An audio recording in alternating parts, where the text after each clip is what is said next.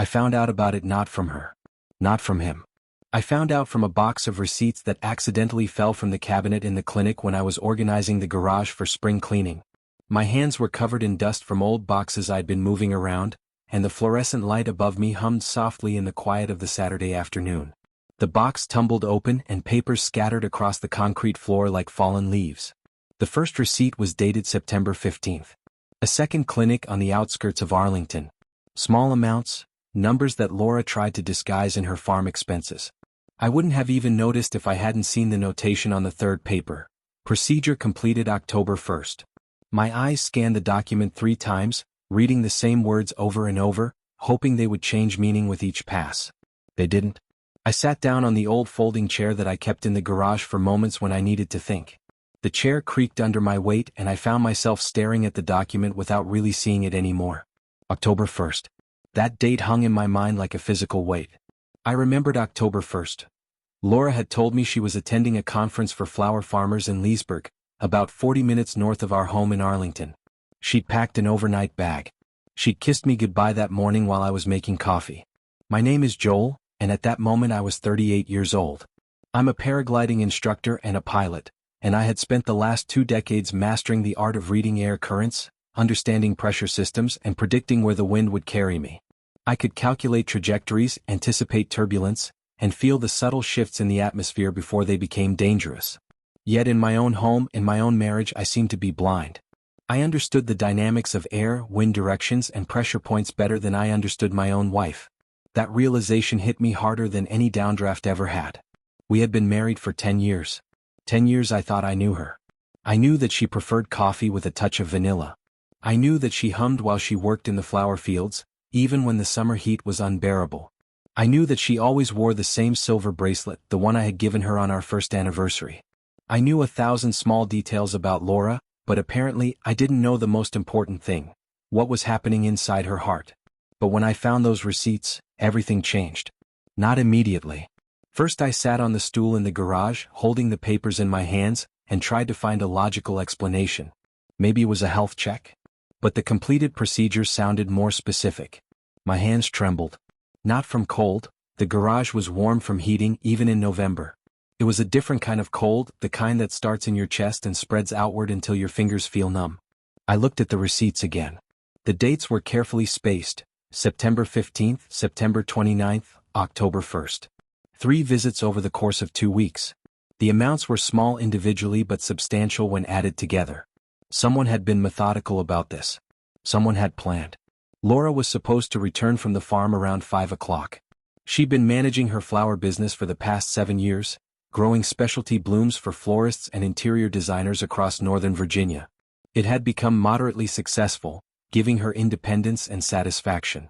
We lived in a condominium in Ballston, in a neighborhood where neighbors, mostly young professionals in their 30s and 40s, rarely hung out on balconies or struck up long conversations. Our building stood quiet as always, and I sat on the stool and waited for my wife to get out of her car. I didn't start the conflict immediately. I didn't scream. I didn't throw things or punch the wall or do any of the things that people do in moments of pure desperation. Instead, I did something more methodical. I took photographs of each receipt. I placed them carefully back in the box and returned the box to where it had been. Then I went inside and made dinner. I grilled chicken. I made a salad. I put rice in the cooker. I did all of these things with the precision of someone performing a ritual. When Laura came home, I asked simply when she had put the dishes in the dishwasher and the kids were watching cartoons in the next room. Emily was watching her favorite animated series. Roy was building with blocks on the living room floor. I waited until I heard Roy laugh at something on the screen. Then I spoke. "What is this?" I showed her one receipt. Laura went pale. Really pale. I saw how her cheeks lost color, how she grabbed the table as if she might fall. Her fingers went white at the knuckles from gripping the edge. "Where did you get this?" she asked. Her voice came out smaller than I'd ever heard it. "Where is this from, Laura?" I kept my voice steady, though inside I felt like I was falling from an altitude I couldn't calculate. She sat down. Slowly, like a broken car parking. Like someone who had just received news that rewrote the entire trajectory of her life. And then she told me everything. Everything. The pregnancy was about 2 months ago. She found out by accident, took a test at home on a morning when she was alone. She sat in the bathroom for 20 minutes, staring at the 2 pink lines. The first moment was shock, then panic. The third moment, she didn't tell me. Instead, she made an appointment. She went through the procedure. With whom? I asked, although I already knew. Joel? She didn't finish the sentence. With whom? I asked again, my voice harder this time. It was a mistake. It didn't matter. But it mattered. It mattered more than anything else that had ever happened in our marriage. It mattered more than the day we got married. It mattered more than the day Emily was born. It mattered more than all the ordinary, beautiful moments we had shared together over the past decade. I knew about Edward from long ago. 20 years ago I met him at a paragliding competition in Virginia. We were younger, hungrier, but also lighter in spirit. More than 15 years of friendship. This wasn't a phrase, it was my reality. Our friendship had been forged in the sky, in those moments when you trust another person with your life because you're both suspended thousands of feet above the earth. When I married Laura, Edward was my best man at the wedding. When Emily was born, he brought an expensive stroller that cost more than most people spent on a week of groceries. He stayed up with me all night in the hospital waiting room, telling bad jokes to keep me awake. When Roy was born, he held him in his arms in the hospital and cried with joy. He had been the first person to hold our son besides me and the medical staff. Private travel manager, it sounded unexpected for Edward. He organized exclusive tours for wealthy clients, taking them to places most people only dreamed of visiting. He had connections with luxury resorts, private islands, helicopter services. He had chosen a path that took him far from the sky and closer to the Earth's most beautiful destinations. We had taken different paths. I chose the sky, he chose golden beaches for the rich. How long? I asked. 8 months. 8 months. 3 seasons of feelings I didn't notice. Or I noticed them. I noticed the coldness of the morning when I was getting Emily ready for school. I noticed how Laura often came home late from the farm, even though flower samples in November didn't grow any better. I noticed how she left the house for meetings with suppliers, precisely when I had a day off. I noticed how her phone would light up with messages that she quickly silenced. I noticed how she stopped wanting to be close to me, how our intimate moments became rare and awkward. But I didn't want to notice. I didn't want to connect the dots. I didn't want to see the picture that was forming right in front of me. Edward came with Laura on New Year's night when my parents offered to rest at their house by the lake. It was a family gathering, something we did every year. The house was decorated with lights and there was warmth and laughter. I didn't go. I stayed with the kids, saying I was afraid Laura would get sick because she seemed unwell. I probably should have gone.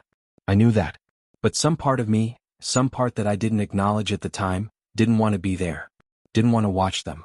I didn't know about the private party at the mansion of one of Edward's clients in Potomac, Maryland. Potomac was about 45 minutes north of Arlington, a wealthy enclave where diplomats and business titans owned sprawling estates. The party was exclusive, invitation only, the kind of event that happened behind closed gates and high walls. Edward definitely didn't know that I would be in the area that evening. I had taken a last-minute job, a drone survey for a real estate developer who wanted aerial footage of properties in Potomac for a marketing campaign. It was the kind of work I did occasionally to supplement my instructor income. I flew the drone at sunset, capturing the golden light on the mansions and their carefully landscaped grounds. It was purely coincidental that I landed near Edward's client's property to take shelter from a storm that suddenly rolled in. The wind patterns shifted unexpectedly, and I needed to bring the drone down safely. I spotted the mansion with its extensive grounds and landed there, making my way to one of the outbuildings to wait out the weather. And I definitely didn't see them in the bedroom upstairs when I decided to come inside the main house to escape the heavier rain. I just heard Laura's laughter through the open door, then Edward's voice, then silence that spoke more than any words ever could. That was the moment everything fell apart. I didn't stay to see more. I didn't confront them. I simply left, walked back to my equipment and drove home in silence. The rain continued all night and I sat in my home, staring at nothing, trying to reconcile the image of my wife and my best friend with the reality of my life. The divorce lasted longer than I would have liked. Took months. Vanessa, my lawyer, was a tough woman with a pilot's eyes, the kind who saw everything 20 steps ahead. She had handled complex cases before, cases involving infidelity and custody battles. Virginia law had its rules. Without fault divorce was possible, but the evidence I had, documents about pregnancy, records of the abortion, drone videos that clearly showed Edward's vehicle parked near Laura's farm at times when he had no business being there, all of this painted a clear picture. Vanessa used this evidence strategically. She didn't present it as tools of humiliation but as relevant facts that spoke to character and reliability as a parent. The court listened. The court gave me 70% custody of Emily and Roy. Laura could see the children on Fridays through Sunday, but only if she was attending consultations with a psychologist. The judge emphasized this, seeing me cry in the courthouse. He was a man in his 60s, and he spoke to me directly about the importance of the children having access to their mother while also maintaining stability in their primary residence. I didn't hear from Laura for a week after that. Just silence. She didn't call. She didn't text. She didn't try to explain or apologize beyond the initial confession. The silence was perhaps more painful than any words could have been. And then she married Edward. A year after the divorce was finalized, they got married in a small church outside the city where no one from their lives was there. I found out from a colleague, from someone who accidentally ended up there at a neighbor's wedding and mentioned it in passing. There were no relatives at Edward's wedding. Laura's parents didn't attend either. Just the two of them and a handful of hired witnesses required by law. When I heard that, I didn't feel anger. I felt something worse. I felt sadness. A deep, aching sadness for the waste of it all. Because I knew something they didn't know. And I still know it. Don't forget to subscribe to this channel and click like if you enjoy this story. I always read your comments and analyze which stories you like best so that I can create better stories. Thank you. I will continue the story. 3 years after I moved with the kids to a new apartment in Arlington, my brother Victor told me something that changed my perspective on everything. Victor worked at an IT company and had many acquaintances. One of his acquaintances worked in the travel industry and told him that Edward had lost his job. An internal investigation into gross ethical violations. Somehow his company found out that he was using clients, specifically female clients, for personal purposes, disguising personal romantic trips as business travel. One of those female clients had complained about inappropriate behavior. The company's legal team decided to cut ties with him immediately. I said nothing. I just nodded at Victor. He was telling me this because he thought I should know, that it might give me some sense of closure or satisfaction. Did you know? Victor asked. I didn't. But I'm not surprised. Edward tried to start his own business with money he had saved. A small travel agency that specialized in cool weekends for couples. He called it Paradise Escapes, and created a website with beautiful photographs of beaches and luxury hotels. But something happened. Within 2 years, the business had virtually no clients. Reviews started appearing online, not about the agency itself but about Edward personally. Anonymous reviews on tourism websites talked about unprofessional behavior, unreliability, and questionable character. The business collapsed quietly with barely a trace. I didn't do anything. I want to be clear about that. I didn't post those reviews. I didn't contact his employer beyond providing the documents that my lawyer had accumulated during the divorce proceedings. I didn't spread lies about him. I didn't do anything active to harm him. But I also didn't prevent the truth from reaching people. And then I heard about Laura. Her flower farm started to fail around the same time. Suppliers were naturally cautious when dealing with someone going through a messy divorce. I had seen her farm's social media. It had been very active, very professional, showcasing beautiful arrangements and seasonal varieties. Then the posts became less frequent. Then they stopped. Contracts with major florists didn't get renewed. What? I never knew. When she tried to expand her business by renting additional land from a different property owner, that lease fell through. The reason given was vague. We decided to go in a different direction. I don't know if that was a coincidence. I don't know if other factors were involved. I just know that her business, which had seemed solid and sustainable, began to crumble like a building with a faulty foundation. About 5 years after the divorce, I heard that Laura and Edward had separated. Not officially divorced yet, just separated. She moved to a small apartment in another district of Arlington, moving away from Ballston where we had lived together. He disappeared from Virginia, moved to some coastal city in the southeast, where he could start over, far from people who knew him, far from the reputation he had built. Charleston, South Carolina, I heard. He was working for a tech company, doing something completely different, something that had nothing to do with travel or tourism. He had reinvented himself. Maybe that was what he needed to do. I didn't feel satisfaction from this. I didn't do anything new. I just told the truth to people who should have known them, his former employers, mutual friends who asked why we were no longer close. I kept documents that his company should have had. I didn't distribute them, I just didn't hide them. Life sorted itself out. But it was harder for me than it seemed. Because I realized I'd had 5 years trying not to think about them. 5 years during which I raised Emily and Roy as a responsible father. They were my priority. Emily was becoming a young woman with her own thoughts and opinions. Roy was developing his own personality, his own interests and fears. I told them the truth to the extent they could understand. Not hate. Not anger. Just facts. Mom fell in love with someone who wasn't your dad. We decided to live separately. But Mom loves you. It's not your fault. I said these things in quiet moments when they asked questions, when their young minds tried to make sense of the new reality of their lives. They respected that. The doctor I took the kids to, a child psychologist who specialized in helping children navigate divorce, said they were coping well. Better than expected. She said that children often do well when they understand the basic facts without being made to feel like they need to choose sides. And then they absorbed their divorced parents into their childhood. They understood that divorces happen when people make the wrong choices. But they also understood that this doesn't change their parents' love for them. They understood that sometimes people hurt other people, not out of malice, but out of weakness or confusion or the inability to communicate. They were learning, even as children, a lesson that many adults never learn. When Emily turned 11, she said something to me I'll never forget. We were driving home from school and a song came on the radio, some pop song about love and forever. Emily was looking out the window at the falling leaves of November. Dad, I don't want to be like Mom and Uncle Edward. I want to choose someone I'll respect, not just love. Her voice was serious, the voice of a young girl who had already learned too much about the world's capacity for disappointment. I hugged her when we got home. I didn't tell her all the details. She knew enough for her age. But she knew the main thing, that when you love someone you do it with your whole heart, not with deception. You do it with honesty. You do it with respect. Roy talked less about his emotions, but once when he was 8 he asked, Dad, why did Mom start going with Uncle Edward? She didn't love us. I sat down next to him on his bed. His room was decorated with posters of superheroes and dinosaurs. He was smaller than Emily had been at his age, more vulnerable looking. She loved us, Roy. She still does. She just didn't understand that you cause more pain when you love someone who isn't yours. She just forgot about us for a while. I paused. Sometimes grown-ups make mistakes. Bad mistakes. That doesn't mean they didn't love you at the moment you were born. It means they got confused later on. He nodded like a child who understands but wishes it hadn't happened. He reached out and held my hand. I'm glad you didn't forget about us, Dad. I couldn't respond. I just held him. I saw Laura once about 8 years after the divorce. It was on Wilson Boulevard in Ballston when I was picking up groceries for the kids.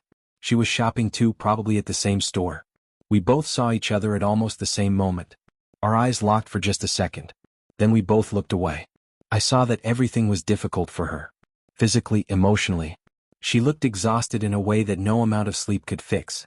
There were lines around her eyes and mouth that hadn't been there before. She moved slowly through the store, putting items in her cart without much intention, like she was going through the motions of living rather than actually living. Only traces remained of the beautiful woman I once knew. The woman who hummed while she worked in flower fields. The woman whose laugh could light up a room. The woman I had chosen to spend my life with. I didn't feel satisfaction from this. I felt sadness. Because I understood something I didn't understand then, that what I was doing, telling the truth to people who had the right to know, was justice but not revenge. Revenge would have been if I did it for pain, if I orchestrated her downfall for the sake of watching her suffer. But I did it for myself, for my honor, for my children. Those are different things entirely. The difference is significant. It's the difference between being right and being good. When I understood this, I began to ask for wisdom I didn't know I had. I forgave myself for finding satisfaction in seeing Edward's fall. I forgave myself for waiting to find out how things were getting worse for them. I forgave myself for hoping they would be unhappy. These were all natural human responses, and there was no shame in having them. I forgave myself because I realized that holding on to anger was like carrying a heavy stone. The longer I held it, the more it weighed me down. Because happiness is not something you can take from someone else. It's something you can find inside yourself. And I had found it. I found it in my children's laughter. I found it in the wind beneath my paraglider. I found it in the quiet moments of a life well lived. I didn't build my happiness on their fall. I built it on the fact that I got up every morning and was a good father, a good teacher, a person who could be trusted. I built it on integrity. I built it on doing the right thing even when nobody was watching. 9 years after the divorce, when Emily was almost 12 and Roy was 9, I met a woman on one of my paragliding tours. Her name was Stephanie. She was divorced, had a son named Marcus who was around Roy's age, understood my pain without needing me to explain it, and didn't ask me to relive my worst moments. She was a graphic designer by profession, creative and thoughtful. She had her own scars from her divorce, her own journey through betrayal and disappointment. But she had come out the other side whole. I didn't marry her. I understood that some people mean being together without papers and promises that can be broken. But I loved her. I love her still. She was there, consistently, reliably, showing me that there were trustworthy people in the world. Showing my children that love didn't have to end in devastation. Emily and Roy loved Stephanie. They didn't call her mother, that would have been inappropriate and I never asked them to, but they knew she was part of their life, someone they could trust. They knew that she wasn't trying to replace their mother. They knew that she was just a good person who cared about them and about me. I learned that Edward now lives in a tech company city in Charleston, South Carolina. He changed careers completely. He worked in software development now, something entirely removed from the travel industry. It seems he became a more peaceful person, someone who stayed quiet, who didn't try to be the center of attention anymore. I don't know the details of his new life. And I'm not looking. About Laura, I heard various news over the years. One of my colleagues said she saw Laura at the farmer's market in Arlington a few years ago, and that she now grows flowers in her garden and sells them at small local markets. Not the big business like before with contracts and wholesale buyers. Just something to live on, something that reminded her of what she used to have. I hoped, for her sake, that she had found some peace in that smaller life. That perhaps in scaling back, in letting go of the ambitions that had seemed to drive her so hard, she had found something simpler and more genuine. This doesn't satisfy me. Doesn't make me angry. It doesn't make me feel victorious or justified. It just makes me feel sorry for the young woman she was, and for the young but adult woman she could have been. The greatest lesson I learned, not from the divorce itself but from what came after it, is this. Life is better when you do things right than when you're right. I was right about Laura. I was right about Edward. The court upheld me. I got the kids. I got justice. But I also learned that truth without mercy is no longer justice. It's cruelty. It's just a different form of harm. And I didn't want to be a person who harmed others, even people who had harmed me. I live without accusations now. My children are growing up to be healthy people who understand that people can make mistakes, but that doesn't make them bad. They understand that circumstances, weakness, and confusion can lead good people to do bad things. And they understand that this doesn't excuse those actions, but it does explain them. I live with Stephanie, who makes me laugh every day, who challenges me to be better, who loves me with her whole heart. And I fly a paraglider when the sun rises, when the whole world beneath me becomes small and insignificant. In those moments, suspended above the earth, everything makes sense. It's enough for me. It's more than enough. 9 years after the divorce and more than 15 years after I met Edward, I deleted his number from my phone contacts. I didn't call him to say goodbye. I didn't send him a message. I just deleted him from my phone's memory, the way I should have deleted him from my heart a long time ago. Some people appear in our lives to teach us something. Some people disappoint us. But not everyone can take away what we build in our hearts. Love, trust, honor, they can't be stolen if we don't allow it. And I no longer allow it. Thank you for watching this video. YouTube may no longer suggest my channel to you, so subscribe to it to receive new interesting stories. You will also help the channel grow and improve the quality of its content. The screen now displays a playlist with other interesting stories that you can listen to. You can also write in the comments what stories you would like to see on the channel.